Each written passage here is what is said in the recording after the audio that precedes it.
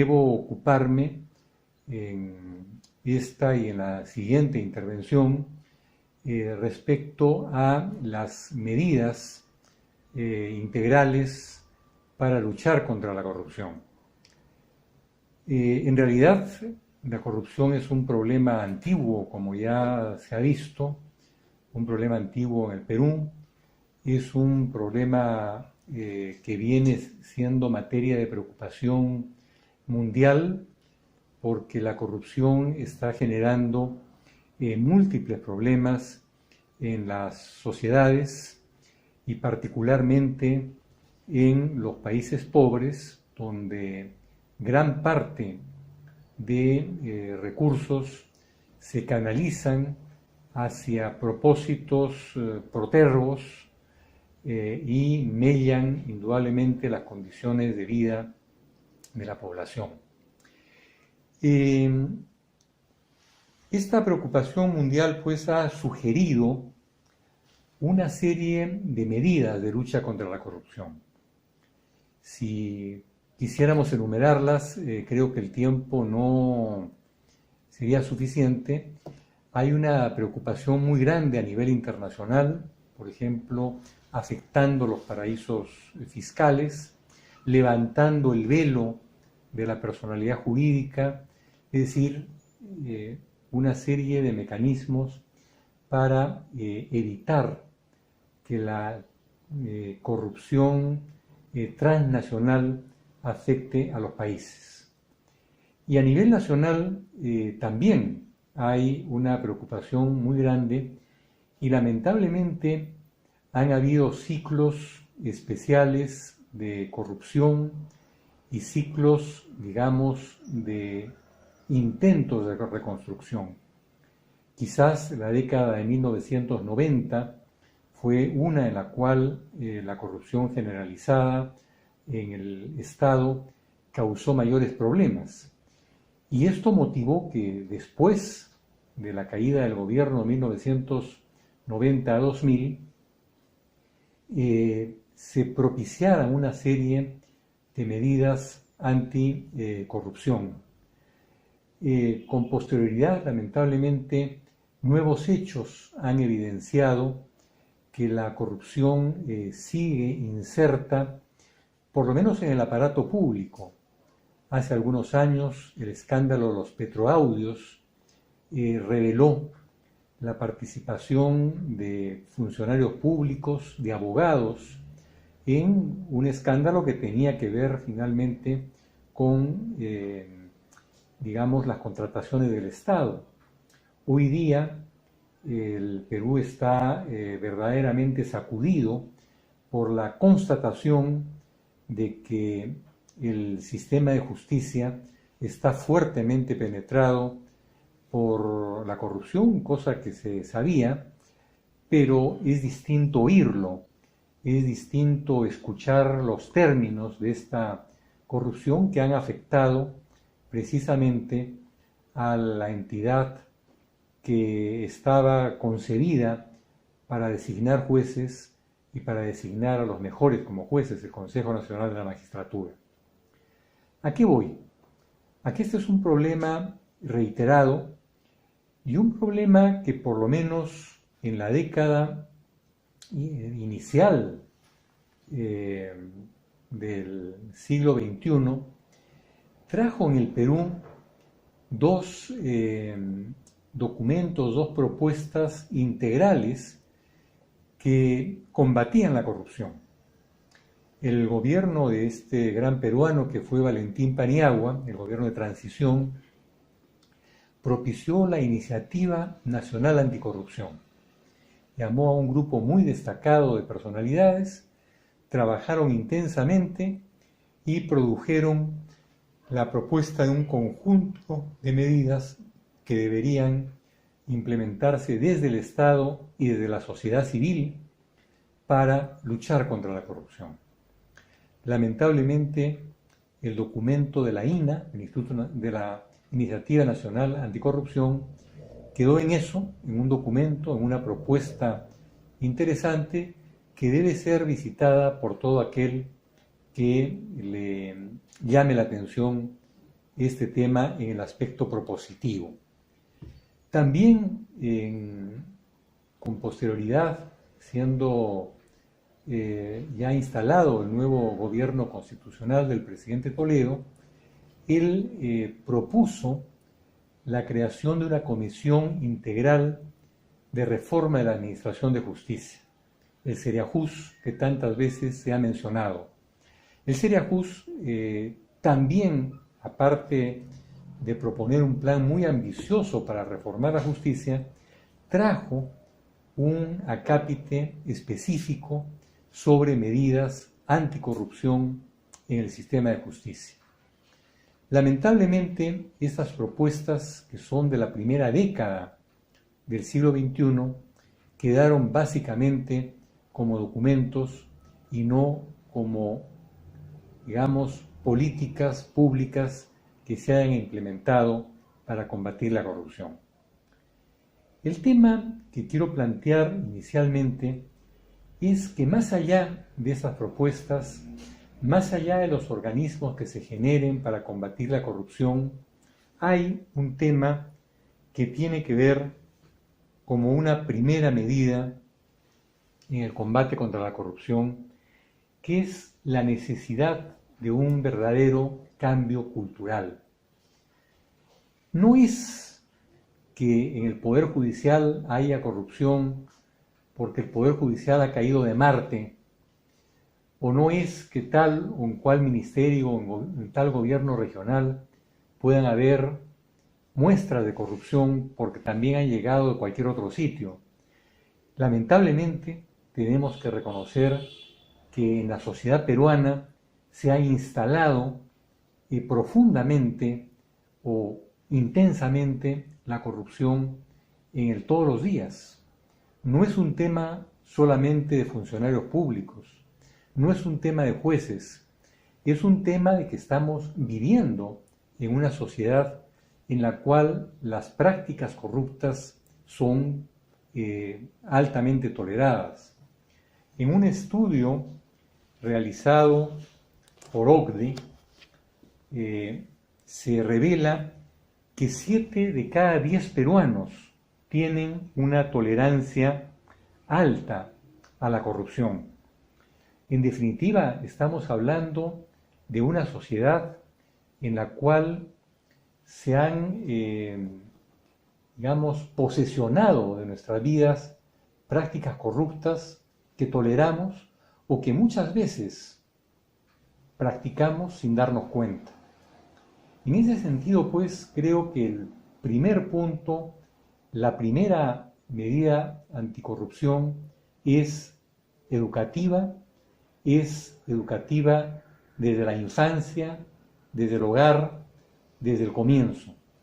Es decir, tenemos que lograr que los peruanos del futuro inmediato no pasen a engrosar estos 7 de cada 10, es decir, no pasen a engrosar los que toleran la corrupción o los que viven con prácticas corruptas como es pasarse la luz roja o embestir a los peatones cuando uno maneja o tratar, de conseguir algún tipo de favorcito en la administración pública o en la administración de justicia.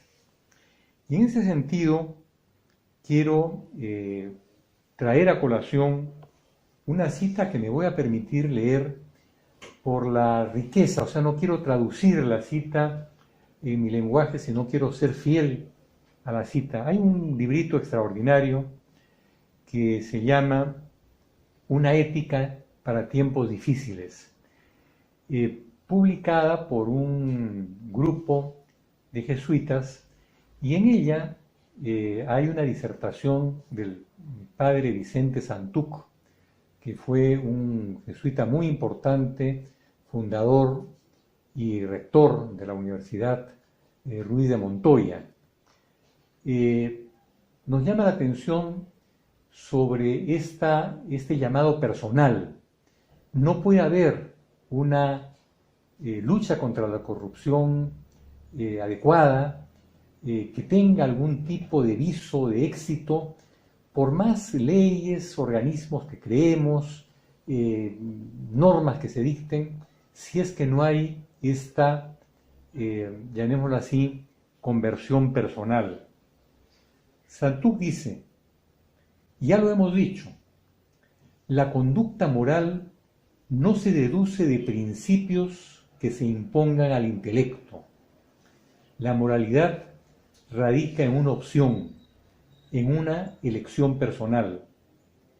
Soy moral si yo me escojo como persona moral o como persona decente. Es decir, me escojo como una persona capaz de diferenciar el bien del mal. Si digo, todo vale, todo es igual. Si digo, todos los hombres son corruptos y no hay nada que hacer. Si digo, solo valen mis intereses o los de mis amigos, ya he marcado, ya he renunciado y no me escojo como persona moral, como persona decente. Decir que yo me escojo como persona moral es decir tres cosas. Uno, que la moralidad no es automatismo en nosotros. Dos, que es siempre frente a la posibilidad del mal que somos morales. Tres, y que en nosotros habla la voz de la conciencia. ¿Qué es la voz de la conciencia?, se pregunta Santuk. Está asentada y configurada en nosotros por todas las voces morales que el cuerpo hablante, que el ser humano escuchó desde su niñez y a las cuales respondió. No es mero eco de ellas, es respuesta propia. Decir que yo me escojo como persona moral es decir que desde el inicio y siempre cada uno escoge lo que quiere ser y escoge e instituye como suyas las circunstancias en las cuales va a inscribir su acción. No somos meros efectos de causas, somos opción. Varios hechos, dice Santuk, lo evidencian. De dos hijos que se han beneficiado con la misma educación, uno estará en la cárcel y el otro en un convento realizando el bien. Cada uno se ha escogido a sí mismo y ha escogido cómo responder a sus circunstancias. Luego hace una reflexión, la cual no quiero extenderme, sobre cómo esta escogencia de la persona como ser moral se traduce en las instituciones.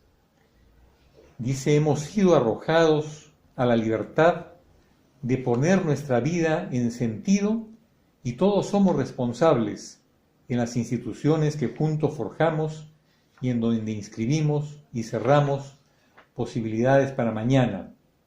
Entonces, si en vez de vivir como ciudadano solo vivo como individuo, solo preocupado por mi familia o por participar lo más posible en las ofertas del mercado, ya he renunciado a ser persona decente.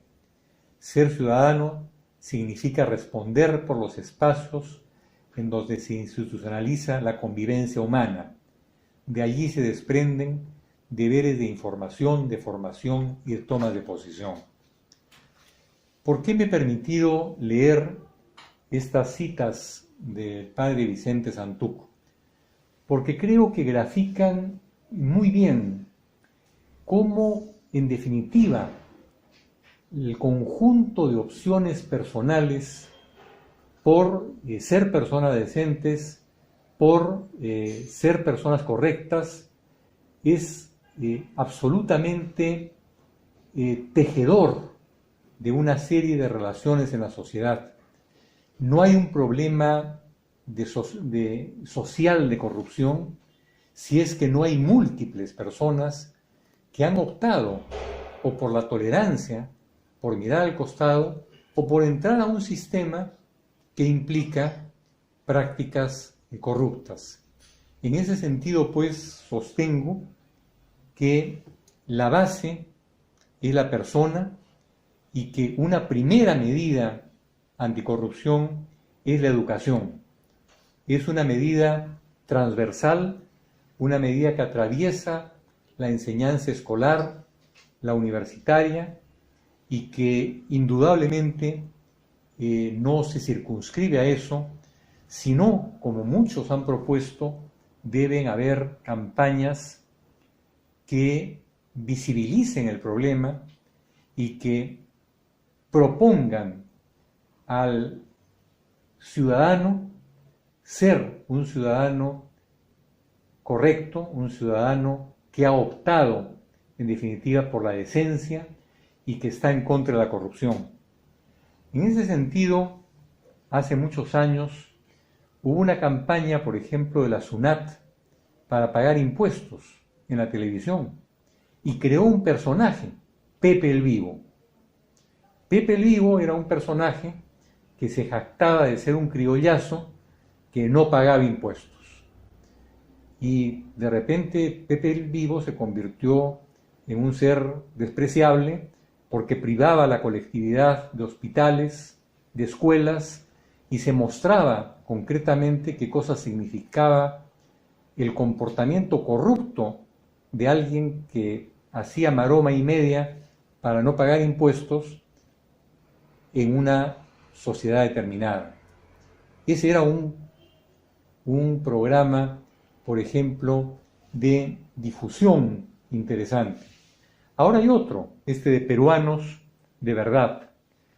La educación, pues, no hay que circunscribirla a la educación escolarizada, a la educación universitaria.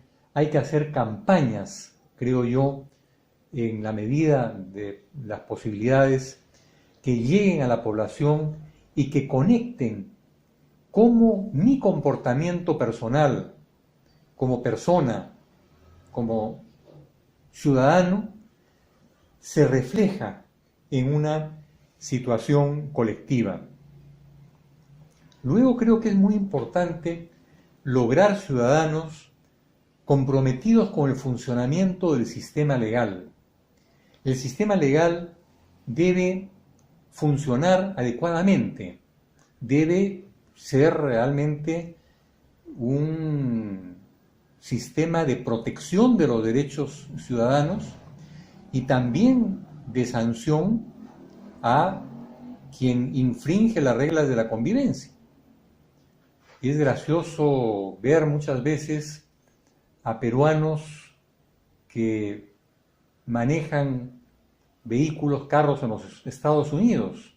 De repente este peruano que acá se pasa la luz roja, que intenta darle una propina al policía, que le mete el carro a los peatones, que cierra al vecino y que saca a veces lo peor de su personalidad manejando, se convierte en un ser civilizado, en una persona que guarda la velocidad, que no pasa de las 40 millas, que respeta la luz roja, que no se le ocurre, si es parado por un policía, insinuar algún tipo de soborno. ¿Qué ha pasado? ¿El cruce del hemisferio sur al hemisferio norte ha cambiado a la persona? Indudablemente no. ¿Los gringos son personas mejores? Yo creo que tampoco. Lo que ocurre es que hay un sistema legal que funciona, un sistema legal con el cual la población está comprometida y sabemos que si infringimos normas de ese sistema legal vamos a ser sancionados. En ese sentido, creo pues que es muy importante, no solamente, como decíamos, este compromiso personal, la educación, sino el compromiso con el sistema legal, con el Estado de Derecho y con la legalidad. Y esto implica la construcción de verdaderas instituciones y pasar, creo yo, en el tema de corrupción, de un enfoque reactivo. Ahora, por ejemplo, lo que estamos viviendo en el país, todo el mundo está reaccionando. Hay un montón de propuestas, de medidas de reacción a lo que hemos visto en la televisión, a lo que hemos oído. Hay que pasar de propuestas reactivas a cambios estructurales, que implica un compromiso con las instituciones por el funcionamiento real de las instituciones y por la construcción de un Estado de Derecho que nos proteja a todos, lo cual implica luchar diariamente contra la corrupción. Gracias.